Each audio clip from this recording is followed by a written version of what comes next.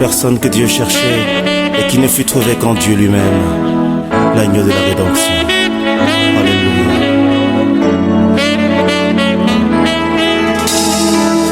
Tu cherches un peuple saint et a conclu avec plusieurs des alliances dont les humains violent toujours la teneur.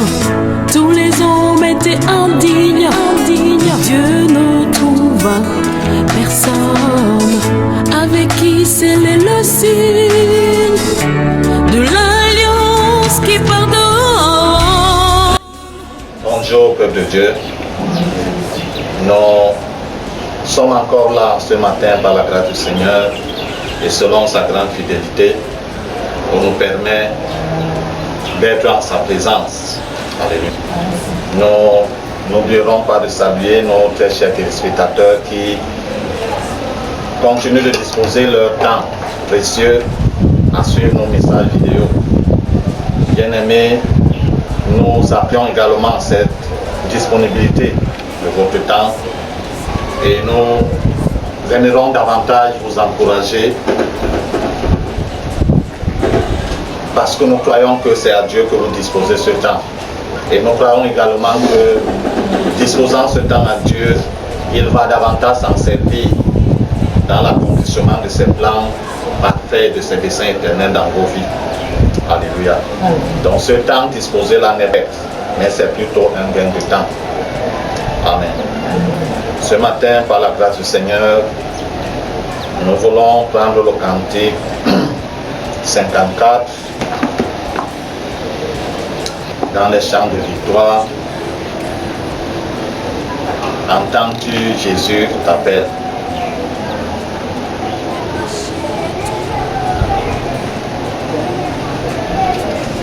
Entends-tu t'appelle?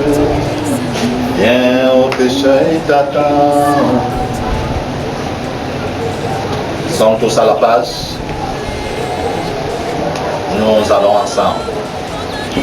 Entends-tu Jésus t'appelle? Viens au pécheur, il t'attend. À cette voix si fidèle, tu résistes trop souvent. Laisse entrer le roi de gloire. Ouvre ton cœur à Jésus. Laisse entrer le roi de gloire. Appuie-toi l'état de Christ pour le péché, pour le monde. Tu le places en ton cœur. Point pour le sauveur du monde.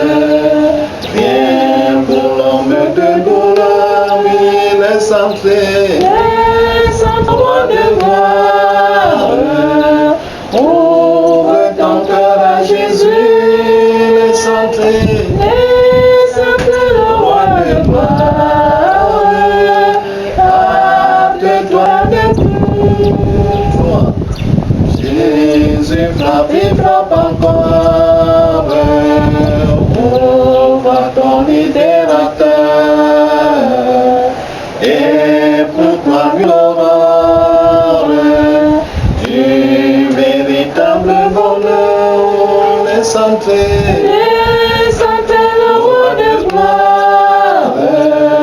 Ouvre ton cœur. Laisse entrer le roi de gloire. Hâte-toi l'état de pur. Laisse entrer le roi de gloire. Hâte-toi l'état de pur. Seigneur éternel, Père de gloire, au nom de Jésus-Christ de Nazareth, nous élevons davantage ton Saint-Nom et célébrons ta grandeur. Tu es Dieu, tant dans les cieux sur la terre. Et pour ce privilège, tu nous accordes, oh Dieu, dans le partage de ta parole et l'édification de nos âmes, nous voulons, éternel, implorer ta grâce, que par ton esprit, tu nous donnes des oreilles et un cœur de disciple, afin que, entendant ta parole, nous puissions, Seigneur notre Dieu, la recevoir dans nos cœurs, la garder et la mettre en pratique. Au nom de Jésus-Christ Nazareth. Amen. Nous voulons ainsi lire dans l'Évangile selon Jean,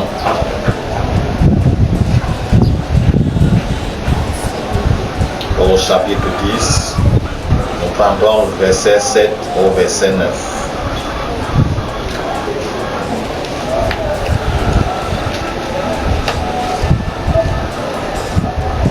Jean chapitre 10, verset 7 à 9, Jean est écrit. Jésus leur dit encore, en vérité, je vous le dis, je suis la porte des brebis. Tous ceux qui sont venus avant moi sont leurs et des piquants. Mais les brebis ne les ont pas écoutés. Moi, c'est moi qui suis la porte. Si quelqu'un entre par moi, il suit. Il entrera et sortira et il trouvera de quoi se nourrir. Nous avons introduit ce thème dimanche passé où nous parlons de la porte étroite. Et plus loin, Luc avait mis plutôt efforcez-vous d'entrer par la porte étroite. Ce qui nous amène à comprendre qu'il y a un effort à fournir. Alléluia. Parce que le Seigneur dit que cette porte étroite-là qui mène à la vie éternelle, il y a peu qui la trouvent. Alléluia. Non pas que cette porte soit cachée. Alléluia. Cette porte visible ou alors perceptible. Mais si l'on ne prend pas un engagement ferme, un engagement résolu dans son cœur, il nous sera difficile et quelquefois même impossible de pouvoir ouvrir cette porte. Parce que la porte large nous offre toute opportunité. Comment dire cela? Possible et impossible. Elle nous offre toutes les opportunités inimaginables. Et à cause de cette séduction-là, on peut facilement perdre de vue la porte étroite. Et l'ennemi, jouant sur la psychologie de l'être humain, lui fait comprendre que toi-même tu sais. Alléluia. Parce que bien que tout le monde ne lise pas la parole de Dieu, ou ne soutenait pas en sa possession une Bible, on en a déjà entendu. Alléluia. Et l'on sait quelque part que entrer pour passer par la porte étroite, ce n'est pas une chose aisée de chair pour notre corps. Alléluia. Mais pour notre esprit, c'est une chose aisée. Puisque c'est la marche selon l'esprit. Et pour marcher selon l'esprit, il faut faire mourir la chair et ses passions. Alléluia. Le Seigneur donc se présente ici comme cette porte-là,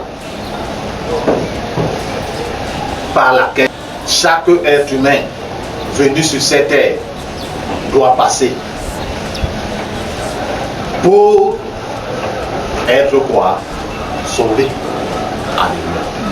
Il n'y a pas de discussion, il n'y a pas d'argumenter là-dessus. Il dit qu'il est la porte des brebis. Le Seigneur parlait souvent en parabole. Il prenait des images que les contemporains, ses auditeurs, pouvaient facilement comprendre. Alléluia. La majorité d'entre eux étaient soit des éleveurs, des bergers, soit des agriculteurs. Peu d'entre eux étaient des fonctionnaires. Donc lorsqu'il prenait une image, ceux-là pouvaient facilement comprendre. Il dit qu'il est la porte des brebis. Et il dit que tous ceux-là qui sont venus avant ne sont que des brigands et des voleurs, non pas pour les insulter, alléluia, mais c'était juste pour faire comprendre à ceux qui l'écoutaient que ceux-là étaient seulement des annonciateurs. Amen. Tous ceux qui ont pas écrit pointaient vers celui-là qui devait venir. Et lorsqu'il arrive, il se présente comme étant la porte des brebis. Aucun berger ne va faire ses brebis l'enclos. Non, il ferme la porte, il fait sauter. Bien que les brebis puissent sauter, ce sera un exercice très difficile et qui prendra le temps. Alléluia. Parce qu'il va falloir faire comprendre à la brebis qu'il faut. Par contre, si la porte est ouverte, très facilement la brebis passe, entre dans l'enclos ou sort de l'enclos pour aller au pâturage. Et le Seigneur dit donc que si quelqu'un passe par lui, il sera sauvé. Il pourra donc entrer et sortir dans l'enclos, dans la bergerie et trouver du pâturage. Ce que le chemin spacieux nous présente le plus souvent, ce n'est que de la pacotille. Alléluia. Ce n'est que des choses humaines. Et ces choses-là attirent un très grand nombre de personnes. C'est le Seigneur lui-même qui dit que dans ce chemin-là, il y a une multitude qui est là. Parce qu'il y a des choses agréables, il y a des choses qui plaisent à notre corps, à notre chair, mais qui nous tuent à petit feu. Parce qu'au fur et à mesure, nous y avançons, au fur et à mesure, nous prenons goût, au fur et à mesure, nous nous enfonçons. Comme quelqu'un qui est pris au piège dans du sable mouvant. Au fur et à mesure qu'il fait des efforts, c'est comme ça qu'il s'enfonce. Et les choses de ce chemin qui plaisent à notre chair sont des pièges que l'adversaire utilise pour davantage nous coincer, au point où on ne puisse pas penser à revenir vers notre Dieu. Mais la porte est encore ouverte, alléluia, jusqu'à présent, pour accueillir quiconque, quel que soit le temps que tu as mis dans le chemin spacieux, quels que soient les dégâts que tu as pu causer dans ton corps, dans le chemin spacieux, et qu'il t'arrive à un moment donné que tu prennes conscience que ce chemin-ci, même si je ne lis pas la Bible, un jour j'ai entendu un prédicateur dire que le chemin spacieux-ci m'amène à la perdition. Et ce chemin spacieux, c'est vivre comme on veut. On ne tient plus compte de la prescription de Dieu. Dieu ne s'adresse pas seulement à ceux-là qui se sont tournés vers lui, mais il s'adresse à chaque être humain. C'est lui qui a dit, lorsque nous lisons dans le livre de Deutéronome, que je place devant toi la vie et la mort. Qu'est-ce qu'il donne comme conseil? Choisir la vie afin de... Ces deux chemins sont devant nous. Alléluia. Le chemin de la vie, c'est le chemin... Nous passons par la porte étroite pour avancer dans ce chemin. Bien que difficile, bien que douloureux pour notre chair, pour notre corps, qui est facilité, qui aime toutes sortes de désordres et de vie d'abomination. Nous n'aurons pas le temps pour citer toutes ces abominations, mais tout ce qui est contraire à la sainte parole de Dieu. Le corps aussi aime cela. Parce qu'il est tiré de la poussière et il va retourner à la poussière. Mais notre esprit doit retourner vers notre Dieu. Mais comment retournera-t-il? Alléluia. Maintenant que le temps nous est laissé de pouvoir nous réajuster, de pouvoir nous rattraper, afin qu'en ce jour-là, nous présentons le Dieu Tout-Puissant, que nous n'ayons pas honte. Parce qu'en effet, il n'y aura plus de camouflage en ce temps. Ce jour-là. Pendant ce temps-ci, on peut se camoufler comme on veut. Mais en ce jour-là, il n'y aura plus de camouflage. Notre camouflage va être dissipé devant le roi de gloire.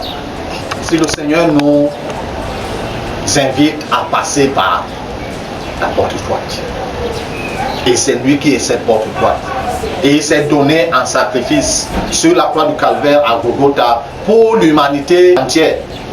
Il ne se donnait pas en sacrifice pour une quelconque tribu ou une quelconque nation ou un quelconque genre de personnes. Se donnait en sacrifice. C'est vrai, c'était d'abord pour Israël, mais Dieu ne s'était pas là.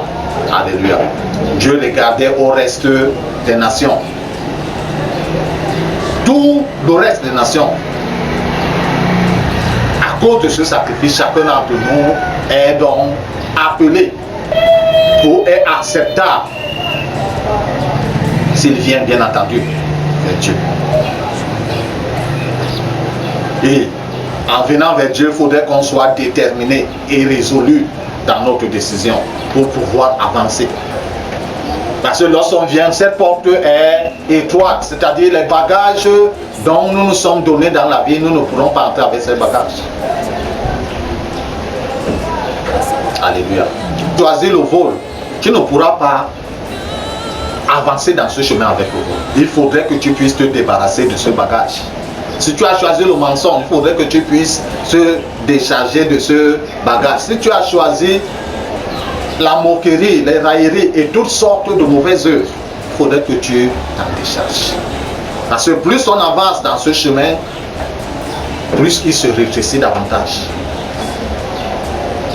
Et pendant dans ce chemin, comme le Seigneur a eu à dire, nous devons mourir nous-mêmes pour laisser le Seigneur vivre sa vie au travers de nous.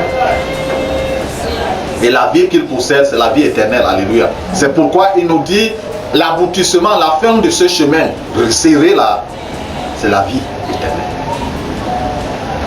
Par contre, le chemin spacieux où nous vivons avec tous nos bagages, donc comme sont bien chargés, ils ne se sentent pas fatigués. Une telle personne ne pourra pas chercher de l'aide. Mais le Seigneur invite ceux-là qui peuvent entendre, ceux-là qui sont non seulement pas chargés, mais fatigués, largeux, qu'ils se sont imposés quelque part et que l'adversaire a également profité pour leur imposer ses charges. Parce que l'enfant n'est pas né du ventre de sa mère avec le mensonge dans la bouche. Alléluia. Il est né avec une pièce de monnaie qu'il a volée quelque part. Alléluia. Mais pendant qu'il avance, l'adversaire trouve les occasions, il lui donne des suggestions, fais ceci et fais ceci. L'enfant commence à faire, il prend goût à cela et cela devient jeu sur lui. Mais le Seigneur, Jésus-Christ, nous invite parce qu'il voit la situation de l'être humain. Non pas seulement de ce côté-ci, il voit la fin ou l'après. On peut vivre comme on veut maintenant, on peut rouler à 100 à l'heure ou à 200 à l'heure comme on veut. Donc on dit que c'est ma vie. Oui, c'est ta vie. Mais à la fin, tu rendras compte de cette vie. Ou alors c'est à la fin que tu comprendras que la vie dont tu te taxais, être la tienne, n'était pas la tienne. Elle t'était seulement prêtée. Et tu devras rendre compte à celui-là qui t'avait prêté cette vie. Que ton compte rendu ne soit pas barré, faux, c'est maintenant le temps. Alléluia. Le roi de gloire t'appelle à t'efforcer, passer par la porte étroite et accepter, cheminer dans le chemin resserré pour qu'à la fin, il puisse valider ton compte rendu. Sinon, c'est vrai, tu rendras compte, mais tu te rendras compte en fin de rapport, ce sera faux. Parce que tu as mené ta vie comme tu l'entendais et comme tu comprenais. Alléluia. Mais celui-là qui t'a envoyé dans ce monde avait donné une prescription. Tu ne l'avais pas su.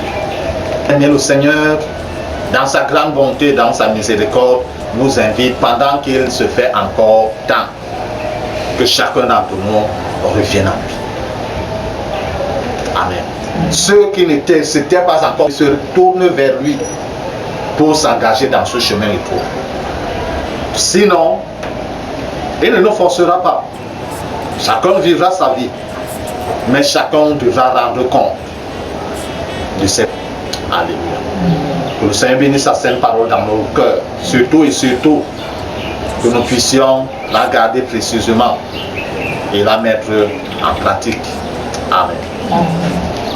Père Tout-Puissant, au nom de Jésus-Christ Nazareth, j'élève ma voix au Père à la suite de cette parole que tu nous adresses. Seigneur, que par ta grande bonté, tu nous donnes, Seigneur, notre Dieu, une compréhension nécessaire et suffisante. Dieu de gloire et de grâce, afin que comprenant, nous puissions garder, Seigneur, notre Dieu, cette parole et la mettre en pratique, au Dieu, dans notre vie de chaque jour, à la gloire et à la louange de ton Seigneur. J'élève ma voix également au Dieu, pour ceux-là, Seigneur des Seigneurs, donc tu accordes au Père éternel, notre Dieu, l'opportunité de rencontrer cette vidéo. Père, que tu leur donnes également, Seigneur, notre Dieu, cette disposition de cœur, cette compréhension, Seigneur, notre Dieu, ô Père, par ton esprit, qu'ils comprennent, qu'ils gardent en cœur, qu'ils mettent en pratique pour la gloire de ton Saint-Nom dans leur vie. Dieu de bonté, de fidélité, pendant ces minutes d'écoute, Seigneur éternel, que tu étends ta main, ô Dieu, au nom de Jésus-Christ Nazareth, dans la vie de chacun, Seigneur, notre Dieu, d'entre eux, pour fouiller dans leur vie éternelle, afin de mettre en eux, ô Père éternel, notre Dieu, toute œuvre de l'ennemi, que tu connais mieux que quiconque. Seigneur des Seigneurs, que tu dévoiles chacune de ces œuvres éternelles. Non seulement qu'elles soient dévoilées au Dieu, mais qu'elles soient également brisées. Quel que soit l'aspect où l'ennemi, Seigneur notre Dieu, a tendu sa main pour détruire. Père, que tu arrêtes, Seigneur notre Dieu, oh Papa, son chantier de destruction dans la vie de cette personne au nom de Jésus-Christ Nazareth. Gloire de gloire et de grâce, que tu renverses, oh, tu as pu ériger dans la vie de cette personne tout ce qu'il a pu, au Seigneur notre Dieu, installé et qui nuit, Seigneur notre Dieu, à la vie de cette personne, qui confronte ton plan parfait, au Dieu, que cela soit, Seigneur notre Dieu, renversé. Et que par ta main de grâce éternelle, tu reconstruis la vie de cette personne. Éternel notre roi, que tu restaures la vie de cette personne. Oh éternel Dieu de gloire et de grâce, que ce soit Seigneur Dieu dans l'aspect spirituel, l'aspect mental, moral, intellectuel, financier, physique. Oh Dieu de bonté, de grâce, l'aspect Seigneur notre Dieu conjugal, marital, oh Père, l'aspect des affaires, l'aspect de l'éducation professionnelle, tout autre aspect de sa vie éternelle. Et dans ta main et agis, dans ta grande miséricorde, dans ta grande bonté, au nom de Jésus. Merci Père Tout-Puissant, parce que tu es fidèle. Merci Seigneur notre Dieu, notre roi, parce que tu agis toujours selon tes perfections divines éternelles. Que ton Saint soit glorifié au nom de Jésus-Christ Nazareth.